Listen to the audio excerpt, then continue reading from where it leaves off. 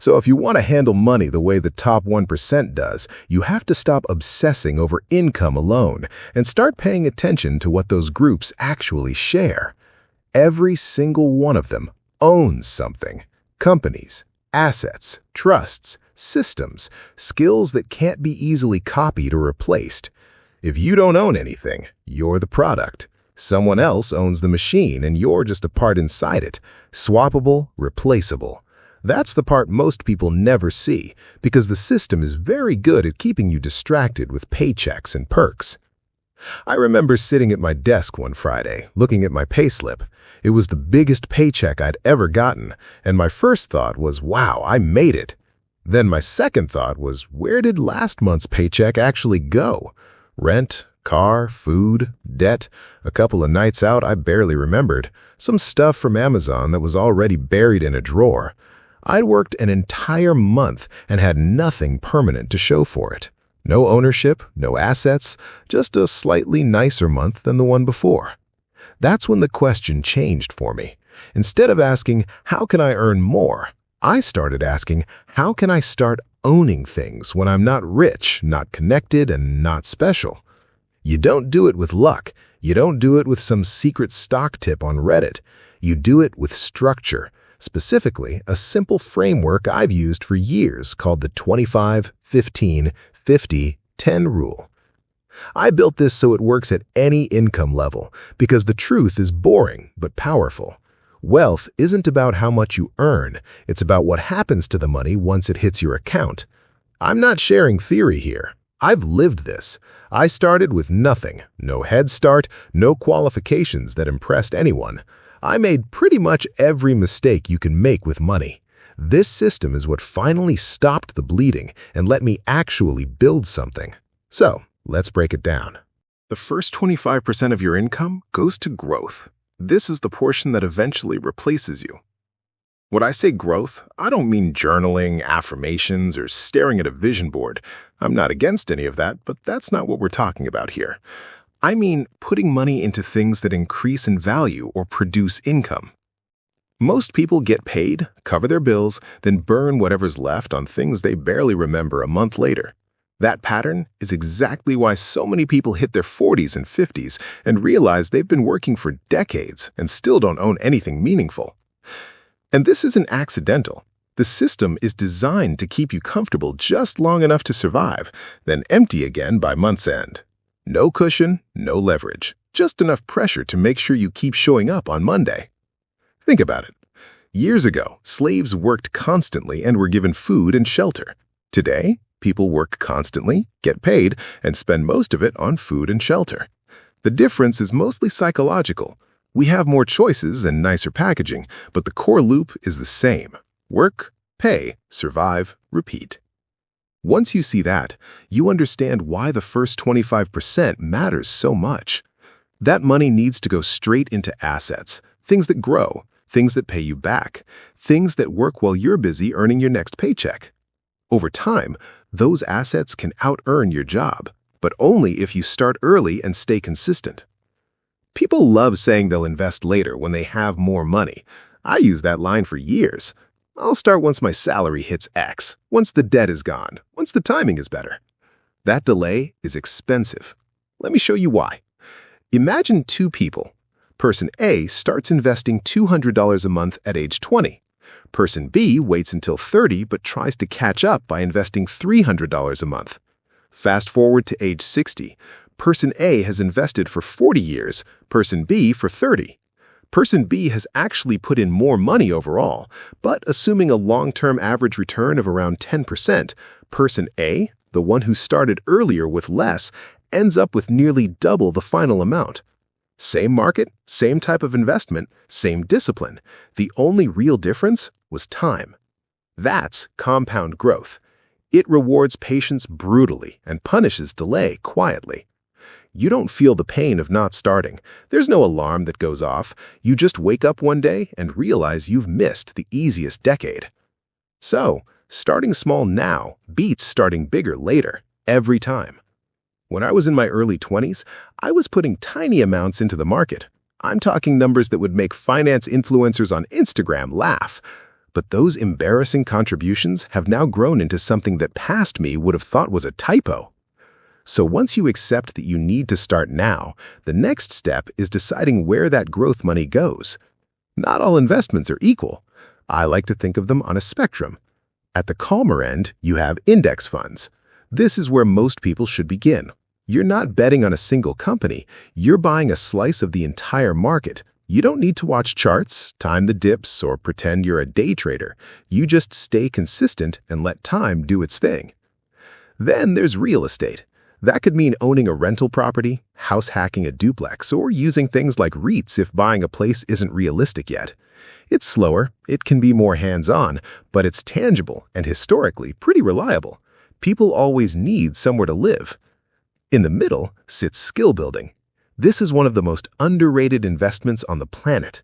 Learning something valuable like sales, editing, coding, marketing, or writing can pay you back faster than almost anything else. No one can take that skill from you. The risk isn't losing money, it's wasting time learning the wrong thing. And even that usually teaches you something.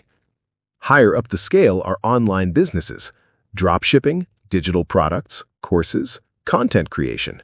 These can absolutely change your life, but they come with trial and error. You will fail a few times. You might fail a lot of times. That's normal. Then you have individual stocks. This is where a lot of people get tempted because it feels exciting. But unless you genuinely understand what you're doing, this is closer to educated guessing. I'm not saying don't do it. I'm saying keep it small.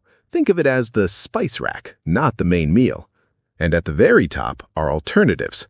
Crypto, collectibles, gold, NFTs, whatever the current shiny thing is. These can win big or lose fast. If you play here, treat it as an experiment, not your foundation. If I were starting today, knowing everything I know now, I'd build my base with boring index funds and one or two strong income-producing skills. Everything else would be layers on top. Now, where you invest matters just as much as what you invest in. If you use the wrong type of account, you could quietly lose thousands or hundreds of thousands to tax over your lifetime. That's why step 2 is setting up tax-friendly accounts. I'll keep this simple. In the US, Roth IRAs are one of the best tools available for normal people. You invest money that's already been taxed, but everything it earns later is tax-free. That's huge. There's also the 401k, which works like a pension and often comes with employer matching. If your employer offers a match and you're not taking it, you're literally walking away from free money. Other countries have their own versions, ISAs, workplace pensions, registered plans. The names change, but the idea is the same. These accounts are designed to protect your growth. One mistake I see all the time is people opening these accounts, tossing money in, then just leaving it as cash. A Roth IRA full of uninvested cash is just a savings account with extra paperwork. The account itself doesn't make you money. What you buy inside the account does. So, step 3 is simple. Automate everything. Set up automatic transfers that move money into your investment account on payday. Not the week after, not when you remember. On payday. Don't wait to see what's left. Invest first, lifestyle adjust second. If you do it the other way around, lifestyle always wins and investing always loses. Inside the account, keep it boring. 1 or 2 broad stock index funds, maybe a small bond allocation as you get older. That's enough for most people to build serious wealth. Once it's automated, your job is not to fiddle. Your job is to earn more and stay out of your own way.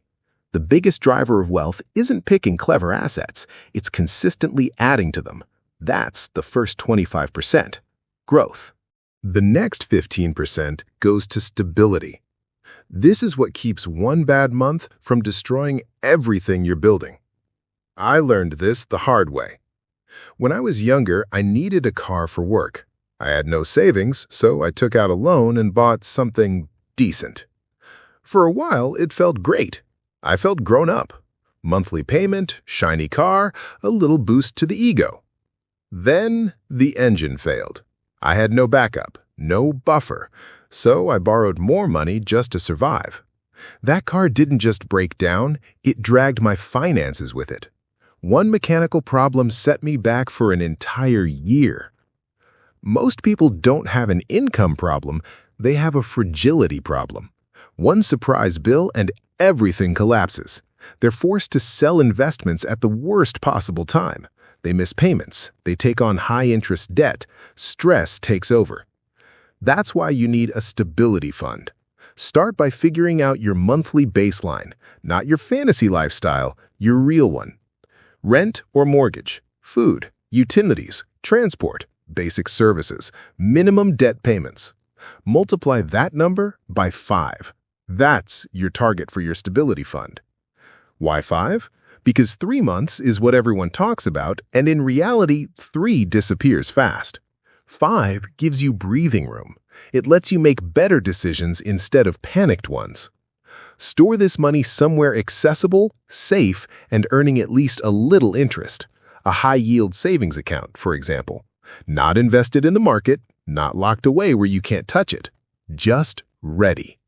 Then build it fast. Automate contributions just like you do with investments. If you ever have to dip into it, your first job is to refill it. Treat that like a broken window in your house. You don't leave it there and get to it later. You fix it.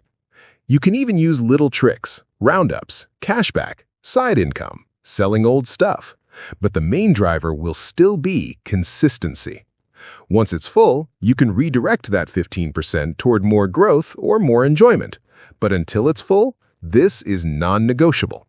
Now we move to the 50%. This covers your essentials, not your image. Plenty of people earning great money still live paycheck to paycheck because they confuse looking rich with being rich. I've been on both sides of that. When I was younger, I went through a phase where I wanted to feel successful. Slightly nicer apartment than I could afford, eating out more often, buying clothes that projected an image I hadn't actually earned yet. And I've also had a phase where I looked broke from the outside. Basic clothes, no flash, older car. But behind the scenes, my savings and investments were quietly stacking. Guess which version of me slept better at night? Wealth is invisible in the beginning.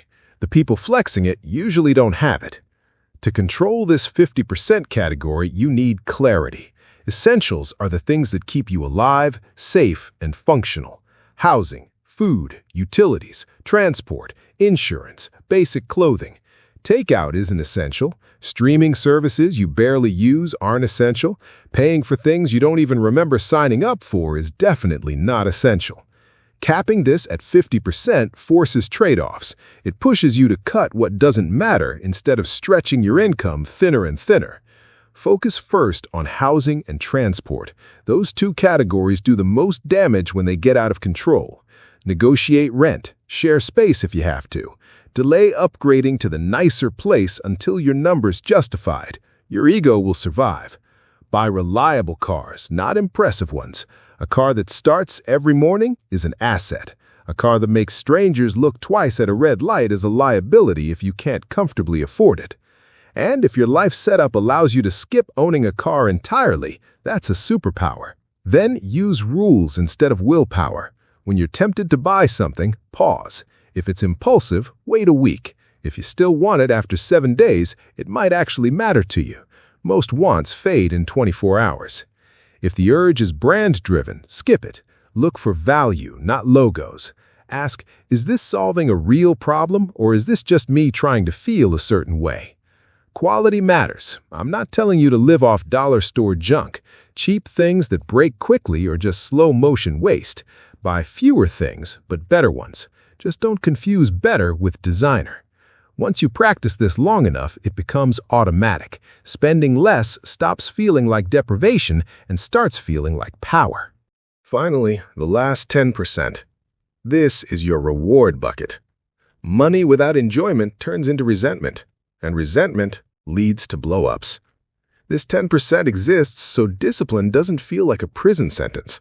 You're not a robot. If every dollar is for the future, eventually you'll snap and go on a revenge spending spree. So, spend this 10% guilt-free, but spend it well. Experiences usually beat stuff.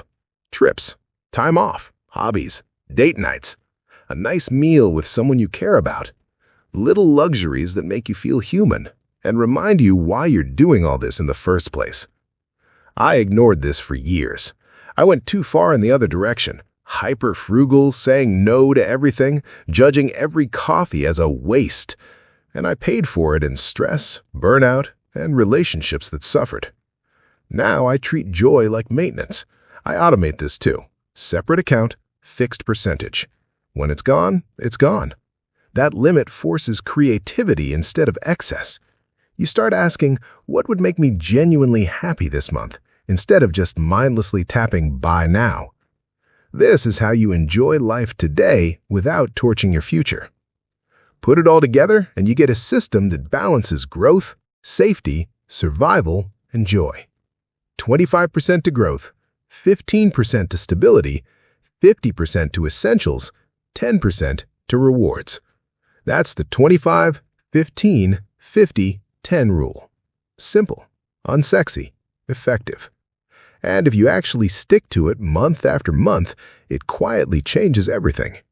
You move from being a part inside someone else's machine to being the person who owns the machine.